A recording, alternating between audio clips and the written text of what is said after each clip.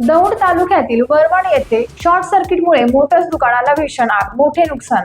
दौंड तालुक्यातील वरवण परिसरात मंगळवारी रात्री एक मोठी दुर्घटना घडली। शॉर्ट सर्किटमुळे ओम साई मोटर्स या वाहन दुरुस्ती दुकानाला अचानक आग लागल्याची घटना घडली असून या आगीत दुकानातील साहित्याचे मोठ्या प्रमाणात नुकसान झाल्याची प्राथमिक माहिती समोर आली आहे। मंगळवारी रात्री 8:30 वाजल्याच्या सुमारास वरदंड येथे या दुकानामधून अचानक धूर आणि आगीच्या ज्वाळा बाहेर पडू लागल्या। शॉर्ट सर्किटमुळे ही आग लागल्याचा प्राथमिक अंदाज व्यक्त करण्यात येत आहे। अवघ्या काही क्षणातच आगीचे रौद्र रूप धारण केल्याने परिसरात अचानक खळबळ उडाली। आग लागल्याचे लक्षात येताच परिसरातील नागरिकांनी तात्काळ घटनास्थळी धाव घेत स्वतःच्या जीवाची पर्वा न करता आग आटोक्यात आणण्याचा प्रयत्न केला।